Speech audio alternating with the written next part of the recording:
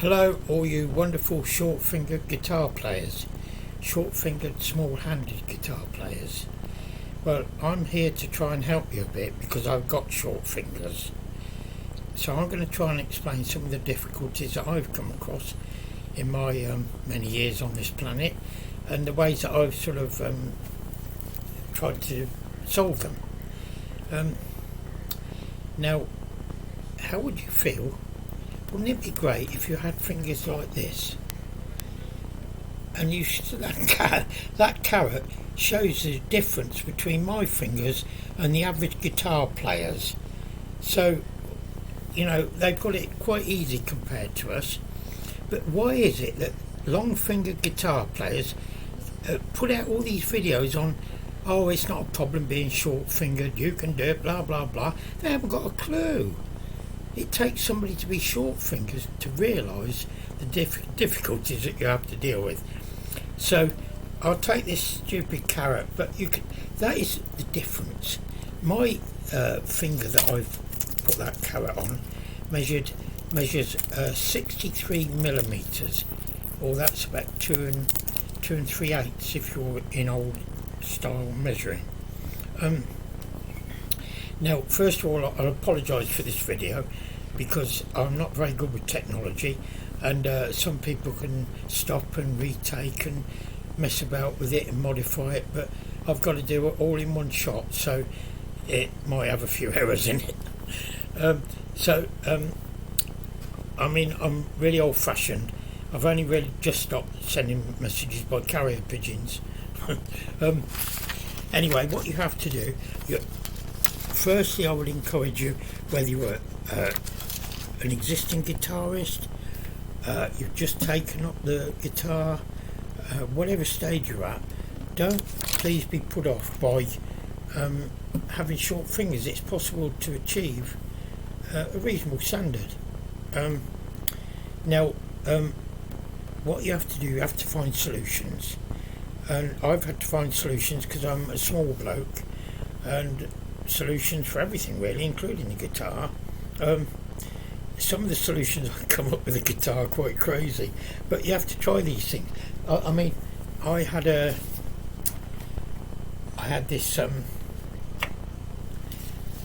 I made this glove, and I've put some putty in it, one of the fingers that goes hard after a while. I thought, oh, maybe I can extend my finger so I can reach some of the impossible chords. And you can see it's given me another sort of half an inch, but it doesn't really work.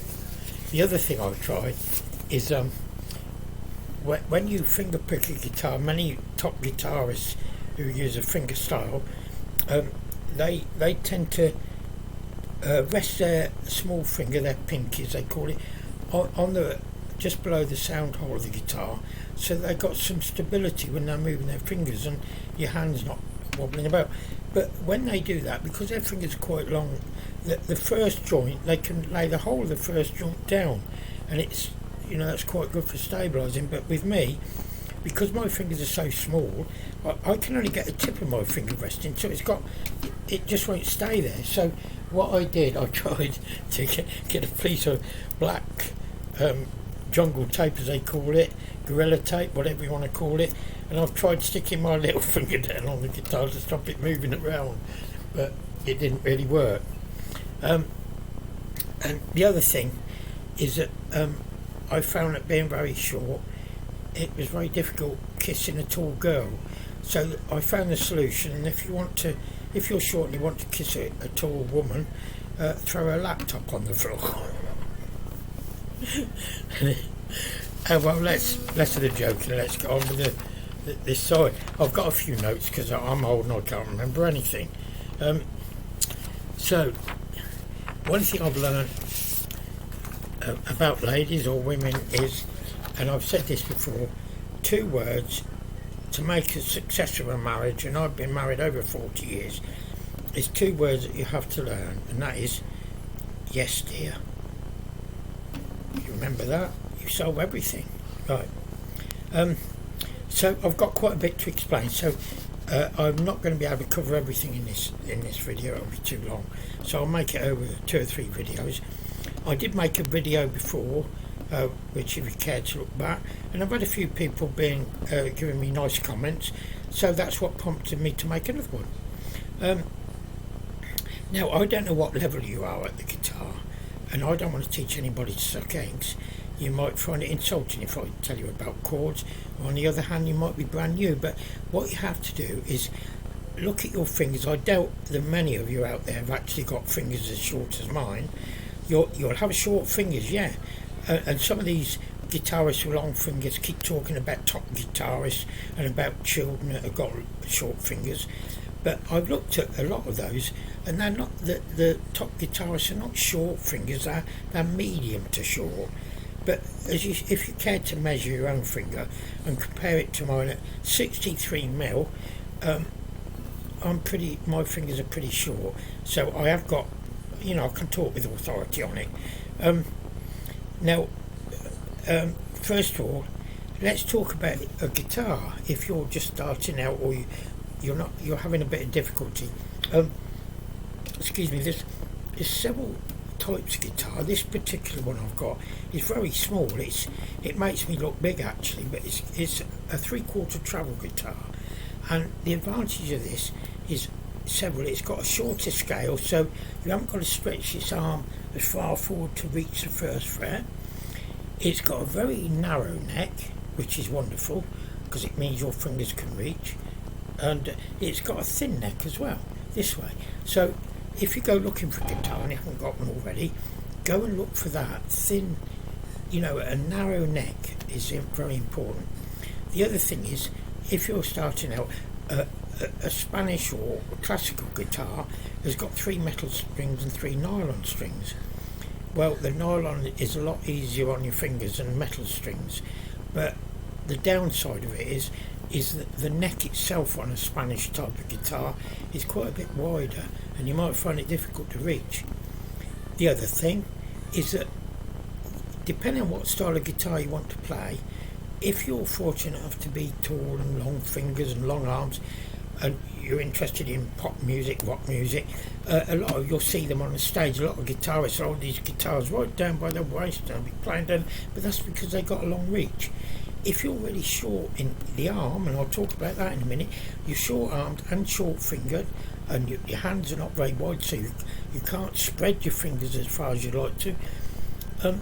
One of the ways is, particularly on difficult chords, is to put the guitar in like what a classical guitarist would play, and tilt the head upwards like that, because it makes it so much easier for you to get. It brings it nearer to you, and it means that you're not stretching, you're not working at your arm's length in order to reach a chord. The other thing is, on many difficult chords, instead of, most people will play sort of like this sort of thing, well, you won't be able to reach that bass string very easy, so you have to push your arm round more like this. So move your elbow away from your body to bring your hand round so you can be over the strings. Try and keep your thumb in the middle of the back of the neck where you can. But the other thing is, some guitarists, I use for instance, a lot of guitarists, I suppose particularly in country and western style music more than anything, is that where a lot of people play a bar like this, and that's a lovely F that everybody loves, they can use their thumb on the bass string like this. Now I cannot reach that because I can't reach the chord this way to have my fingers there, and look, my thumb just will not reach that bass string. So you have to watch out for things like that. But I have one thing to digression there. Try to learn the F chord. It takes a lot of patience, but when you get it, it'll open up a whole new world, because once you can play an F, which is a bar chord, it gets you into the mood of playing bar chords. If you only play the first 4 strings like a lot of people do, you miss out later on when you want to get more out of your music, more out of your guitar. So try and play the F and keep practicing till you get it, and eventually you'll get it. And I've got short fingers, but sometimes if I'm particularly picking on the bass string and I want to make the bass string clear and heard really well, then often my finger, because it's short, you'll see will bend down a bit too much, so I have to make that extra effort to try and straighten it, because the reason it's bending down is it's at full stretch. So there's lots of things like that to bear in mind. Come back to the arms. Now, no tall guitarist, or well, I won't say tall, long finger guitarist would ever think of this, but it's not just your fingers on the if you're short, small. Your arm is like a pendulum when it's playing plucking, or whether it's plucking or strumming or whatever it's doing. When it's playing the guitar strings like this, it's like a pendulum, isn't it? You can see that. Now, if you've got a long arm, you can even have a big body guitar, which is much bigger than this. A big body guitar could well be sort of that much bigger. So you just stand there, you tend to pull the guitar, hold the guitar firmly against your body, I do. And when you're playing on a big guitar with a long arm, you're just strumming usually above the sound hole, which is great, which is where you want to be for a lot of music. You can add different tones by playing down on near the bridge, but if you're short-armed, your tendency, and it's always been the same with me, and I wish it hadn't been, you've got to make a real conscious effort to be playing there, because your arm isn't long enough to be at the back holding a guitar like that. It has to be like this sort of position. So that's another big serious thing with playing. But don't let me put you off, because you don't have to. I've been playing for over 60 years, and it's absolutely marvellous thing to be able to play, because whether you're happy, whether you're sad, you can turn to music and it just sort of lifts you. And once you can get 3 or 4 chords together, you can play loads of songs, and it doesn't matter whether you want to be really good at the guitar and want to entertain people, or whether you want to just do something to make yourself, cheer yourself up, have a bit of involvement in music, play, get some enjoyment. It just requires a bit of time and patience, and remembering that nothing is impossible. You can do it. There are a few chords on the guitar that I can't reach, and I wish I could. That's why I made that stupid glove with a bit of putty in it, because I thought maybe I could extend this third finger. And the reason I'd like to extend the third finger, and I'll go into these things a bit later in another video, but when you play an A chord, which consists of covering the second string, a third string, if you can see that, the second string, the third string and the fourth string in the second fret, 1, 2, like that. And people do it in various ways like that. Some people can do it with one finger, but when you move that up, that becomes a B flat, but you've got to cover the other 2 strings, 3 strings. That becomes an A flat, and then a B flat and then a B, but you've got to use a bar to cover them. But many people overcome this because on this third finger, their joint is long enough to be able to span three strings like that. I can't do that and hold the bar down. It's because my fingers are just not long enough. Now, the other thing, the important difference I think between not the fact that it's such a struggle to reach some of the things, but the advantage that long finger guitarists have, and this is why I get a little bit cross when I see all these videos being posted about, oh, it's not a problem, blah blah. Well, it is a problem, but you have to find a way around it. The problem is seeing them talking about something that they shouldn't be talking about, because they don't really know.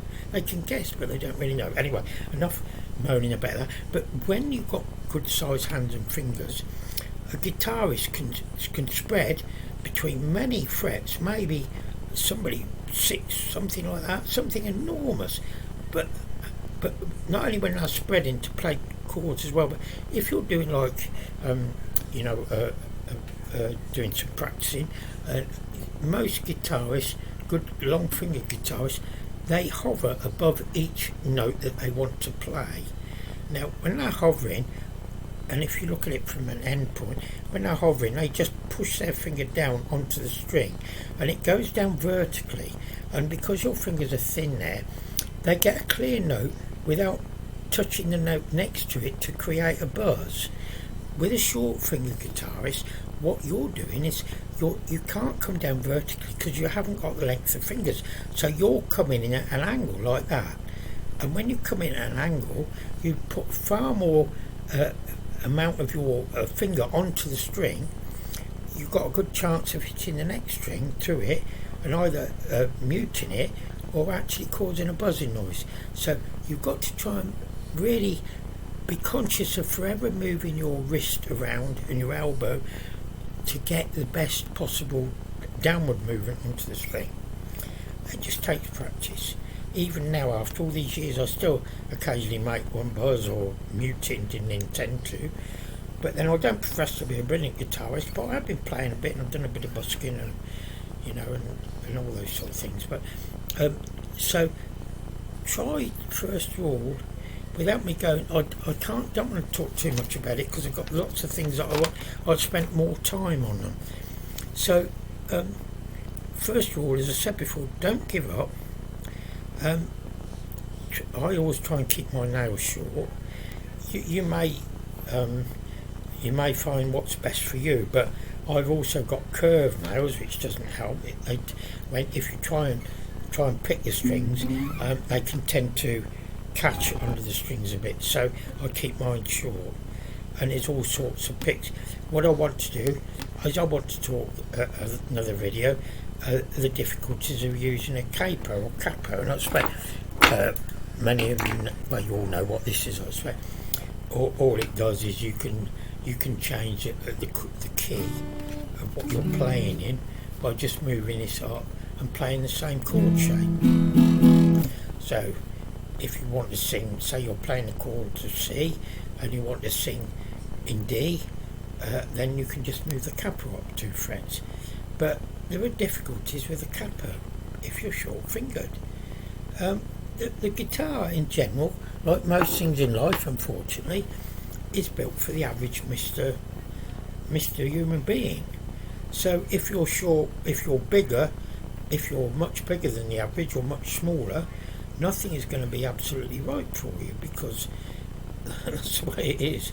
So with the capo or the capo, the difficulties are. So what I'm going to do, I'm going to end it here and say, all I can say to you is if you've got any particular problems, please don't give up.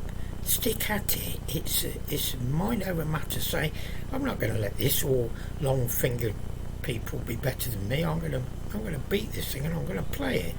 Just stick at it and take it at a time. Try and learn a couple of chords, 3 chords. Unfortunately, one of the most common is F, and that is one of the most difficult because once you can play that, you can play all sorts of things further up the neck of the guitar. So just stick at it, learn a few chords, there's plenty of people on YouTube.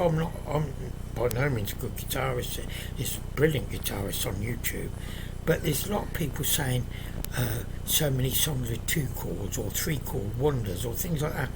So learn the 2 or 3 chords, and again, if you want advice, I can help you that probably. Just learn those and then start to try and put a song together. And once you can make your first little song that you can sing to it while you're playing, you'll get a tremendous buzz, I can tell you. So stick at it, and I wish you all the best, and keep trying, and just let me know what you think of this video, whether I'm a silly old fool or whether it's helped you at all. And I'll try and continue my discussion on short-fingered guitarists in the future and criticising long-fingered ones because I'm tremendously jealous of how much easier it must be for them than people like you and me. Anyway, all the best. Cheerio. If I can find out how to switch this thing off.